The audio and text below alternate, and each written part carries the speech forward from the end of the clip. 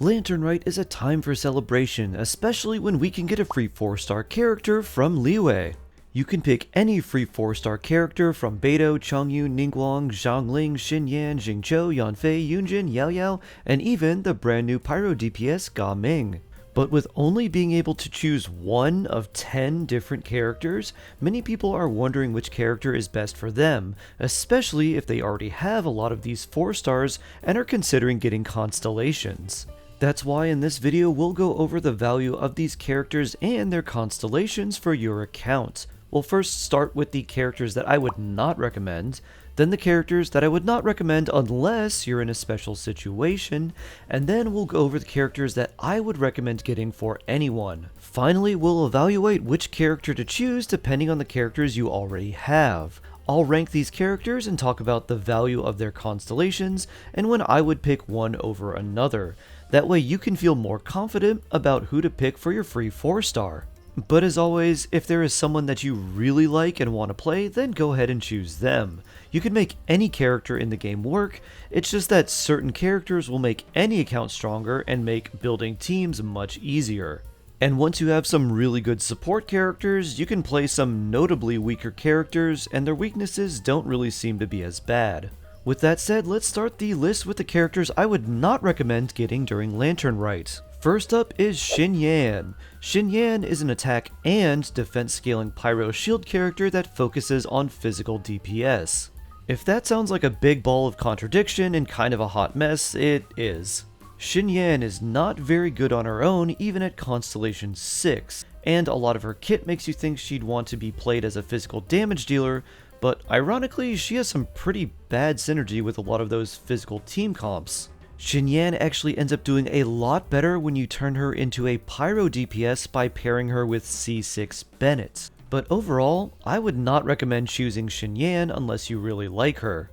You can still make good Xinyan teams, but it's really going to all come down to your supports. A team with C6 Bennett, Kazuha, and Furina will make Xinyan feel amazing, but those 3 characters will make almost anyone feel amazing because they just do so much of the heavy lifting on their own that it doesn't really matter who you pair with them as your on-field DPS. So unless you really love Xinyan, I would not recommend getting her. There's much better on-field DPS characters and there's much better shield characters that you could choose. Next on the list of characters I would not recommend is Ninguang. Geo is unfortunately the weakest element and Ninguang does not make it any better. She's pretty lackluster at C0 and really wants constellations. In particular, her C2 and C6 are big power spikes, and her C3 and C5 are also pretty useful. But even at C6, she's still not that great, and outside Navia teams, she really doesn't have many areas where she really shines. But even with Navia, everyone already has access to a free character that works pretty well with the Gumbrella Girl, and that is the Geo Traveler.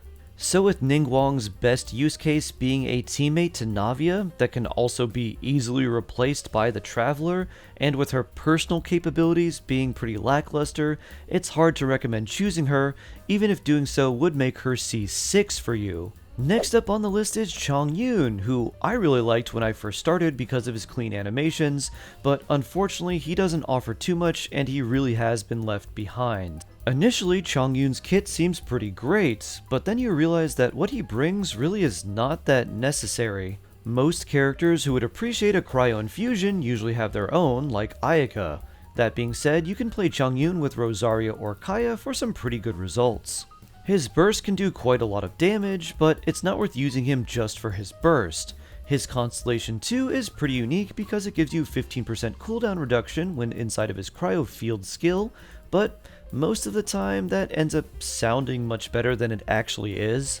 A lot of teams may not be able to really use the cooldown reduction optimally, though it can be nice for some quick swap teams that don't have characters that need a lot of field time. His Constellation 6 is also pretty strong and makes his elemental burst feel like much more of a nuke. Chongyun simply ends up being another character that you play because you like him, not because he's the best choice. If you do really enjoy Chongyun though, and want to play him, then try him out in a quick swap reverse melt team with either Kaya or Rosaria, and Bennett and Xiangling. The next group of characters are ones that I would not recommend choosing outside of a few niche situations. These characters have a bit more potential, but they can be hard to use effectively, or they need very specific setups to be really useful. First up on this list of situationally good characters is Gaming, the glowy lion boy and hybrid combination of Xiao and Diluc. Since he is a new character, I'll go over a more in-depth view of his kit and explain how he works. His skill makes him dash forward, and when he hits an enemy he doesn't deal any damage, but instead does a big jump and gets a special Pyro infused plunge attack that also drains his HP when he hits the ground. His elemental burst deals pyro damage and heals him, which is really nice because he loses a good chunk of his HP when he does his special elemental skill plunge attack. It also summons his little lion buddy, who briefly runs away and then runs back to Gaming. When the little lion returns to Gaming, his elemental skill's cooldown is reset, and then he summons the lion again, allowing him to repeatedly use his skill and then reset its cooldown during his elemental burst state. You can expect to get about 4 to 6 uses of his elemental skill during his elemental burst. Gaming's damage varies tremendously as he is super dependent on specific supports and constellations. At C0 he's quite weak, but at C6 he gets massively better, and to give you an idea of the power level of his constellations, the only 4-star that I can think of that has more of a power spike from C0 to C6 is Faruzan, and he's also extremely reliant on specific teammates to really shine. In particular, he really wants to use C6 Bennett or Xinyan, Berbertainer, and Farina. Because of all of this, I would normally not recommend choosing Gaming. However, he will be appearing on the Nahida and Cloud Retainer banners. If you plan to wish for either of those 5 stars and get several copies of him, that can make a really big difference. Gaming's big value comes from his C6, but C4 is still pretty good. For context, C4 Gaming gets extra healing, an attack buff when he's overhealed, extra skill damage, and extra flat energy when he uses his special plunge attack. At C6, he gets extra crit rate and crit damage, and his special plunge attack also has a bigger AoE. C6 is definitely his most powerful constellation, but C4 will still make him feel pretty good. So I would not consider choosing him unless you already had him at C3 from Wishing and also have Bennett or Xianyun, Cloud Retainer, or Farina.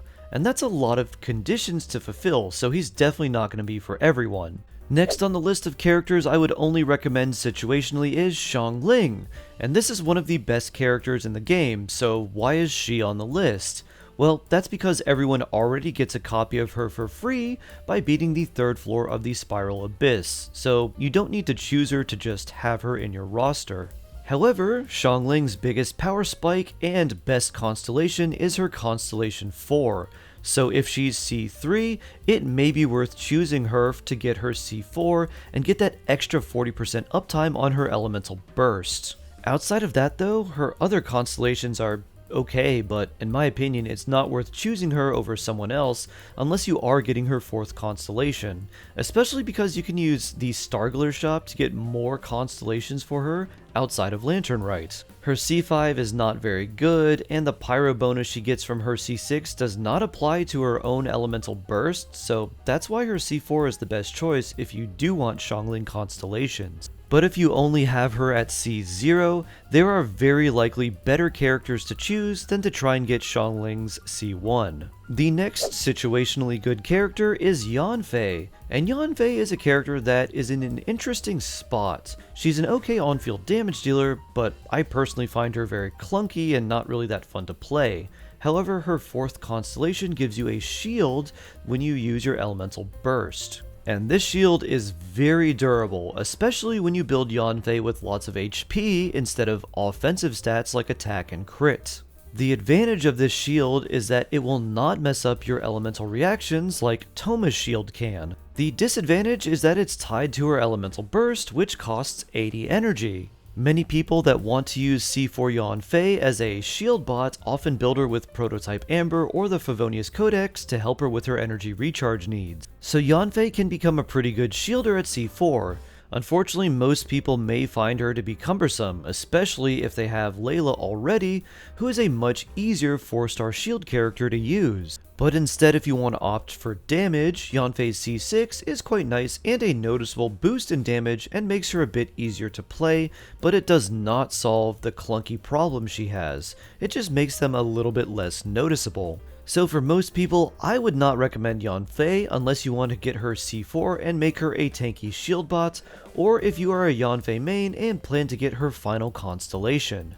Next on the list of niche characters is Yun Jin, and Yun Jin is a defense scaling normal attack buffing character that has some specific uses, but is otherwise pretty bad. Her normal attack buffs can be pretty significant, but the buffs themselves last for a certain number of hits instead of only over a set amount of time. This makes her normal attack buff pretty bad in AoE situations because each enemy hit reduces the buff amount and then her buff gets used up very quickly.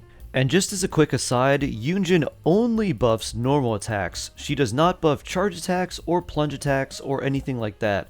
I don't know how many people I've seen try to use Yun Jin with characters like Itto or Zhao. She doesn't work with them, only with normal attacking characters. This means she can find some use with characters like Noelle or Ayato, but because characters like those do often hit multiple enemies at once, the stacks from her burst often get used up way too quickly and she doesn't really improve them that much. Yun Jin is, however, pretty good with Yoimiya, and unlike Ayato or Noelle, Yoimiya does really well with normal attack damage buffs and is a single target focused character. So if you love playing Yoimiya, Yun Jin might actually be a pretty good choice for you. But you should know that the opera singer's energy recharge requirements can be very high.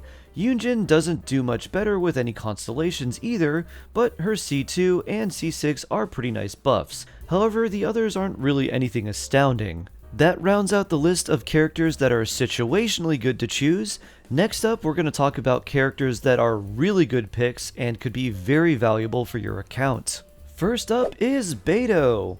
Beidou is actually a good character that surprisingly few people talk about. The counter aspect on her skill is pretty fun, but really not that great in many situations, but her burst is great, especially in AoE situations.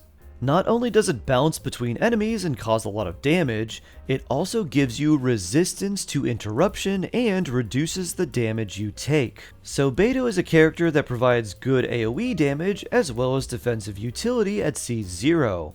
At C1, she provides an additional defensive utility by giving you a shield, and her C2 is her best constellation because it increases the hits on her burst from 3 to 5, which is an increase of her damage by potentially 66%, which is absurd, especially because other 4 stars need to be C6 to get close to that amount of damage increase. However, Beidou is pretty bad in single target situations. Instead of hitting 5 times, her burst only hits once, and she also has high energy recharge requirements and can often be very reliant on doing a perfect parry with her skill for more energy, so she's far from perfect. But if you need a good off-field electro damage dealer, Beidou is a great choice, especially if you are going to get her C2. Just note that she is not good for Hyperbloom because her burst will not target the Dendro cores, but she is great in teams that want any other electro reaction. Next up is Yaoyao. Yaoyao came out in a previous Lantern Rite and is easily the best 4-star to come out during the Sumeru era. What's really interesting about Yaoyao is that her overall power is basically the opposite of most 4 stars. What I mean by that is a lot of 4 stars are pretty weak at C0 but get much better at C6. But Yaoyao is really good at C0 and her constellations are nice additions but really don't do that much for her. Yaoyao is already an incredibly strong healer and nearly as good as Beidou, who's a limited 5-star character. Her burst offers a lot of Dendro application and team-wide healing, even though you do have to stay on field with her for a few seconds. And her skill also does provide some off-field Dendro application. Now the off-field application from her skill is not spectacular, but she is often the best 4-star Dendro option available for just about any team. However, Yaoyao's value does drop a bit if you have Nahida, but if you want to play multiple types of Dendro teams in the Abyss, she can be a really nice addition to your account. So I recommend getting Yaoyao if you don't have Nahida, but you really only need a single copy of her. Yaoyao's constellations are fine, but she's already so good at C0 that if you already had her, you would be better off getting another character instead. And now we come to the final character on the list, who just so happens to be one of the best characters in the game, and yes, I am comparing him against 5 stars as well, and that is Xingqiu. He provides damage reduction, resistance to interruption, modest healing, and most importantly, a lot of off-field hydro application, which is why he's a staple in basically any team that wants a hydro character, and that's literally dozens of different teams. If you don't have a copy of Xingqiu, he is easily my #1 recommendation. He's very good at C0, and his constellations all make him better. His C1 is admittedly pretty meh, but his C2 is his second strongest constellation after his C6. Honestly, the biggest downside to choosing Xingqiu during Lantern Rite is that you can also get him in the Star Glitter shop, but choosing him during Lantern Rite frees up your Star Glitter for other characters and their important constellations, like Xiangling C4, Bennett C1 and C5, or Fischl's C6. And this makes the perfect time to talk about who would be best for you if you already have a lot of 4-star characters from Liyue. First of all though, if you don't have Xingqiu, get him. He's the best option by far. If you have Xingqiu but don't have Yaoyao or Nahida, I recommend getting her. If you have Xingqiu and Nahida, then I recommend choosing Yaoyao if you don't have her already, or Beidou or Xiangling if she's C3. Yaoyao would give you more Dendro team options and she's a great healer. Beidou will give you more off-field electro damage options for just about any team except Hyperbloom, and Xiangling C4 is a huge boost in damage for an incredibly good 4-star. So overall my priority list would be, easily the #1 priority is to get Xingqiu if you don't have him. Secondly, I recommend getting Yaoyao if you already have Xingqiu but not Nahida. No constellations are needed on her, C0 is perfect. Third, I would prioritize Xiangling if she's C3 so you can make her C4. Fourth, I would get Beidou, especially if she's C1 so you can make her C2. And if you already have C0 Xingqiu, C0 Yaoyao, C0 Beidou, and C0 Xiangling, I recommend getting constellations on Xingqiu. This is especially true if your Xingqiu is in a situation where you can get his C2, his C3, or his C6 from Lantern Rite. Xingqiu's constellations are generally more worth getting than other characters unless the competing character's constellation is a specific power spike, like Xiangling C4. If you already have C6 Xingqiu, C2 Beidou, C0 Yaoyao, and C4 Xiangling, or higher constellations of those characters, then pick whichever character you find the most fun to play. At this point, you've gotten all the most powerful characters and their constellations from the Lantern Rite selector, so you can't go wrong with whoever you choose, and you may want to consider choosing a niche character if they fit your playstyle. If you have any further questions, especially about who you should choose and who would be best with the characters you already have or are planning to wish for, feel free to come by on Twitch and ask for help. I'll be able to answer questions for you. All you have to do is say hi and tell me which characters you have, and I'll give you the best character recommendations for your account. You can catch me live daily on twitch.tv/sharkart, that's twitch.tv/sharkh3art, and if you found this video helpful, don't forget to hit that like and sub button so you can see more guide videos and get notified about free Primo Gems and more. It won't be too long before I'll be hitting 100,000 subscribers, and I would love for you to be a part of it. That's it for this video, everyone. Take care, I love you all, stay jawsome, and I can't wait to see you in the next one.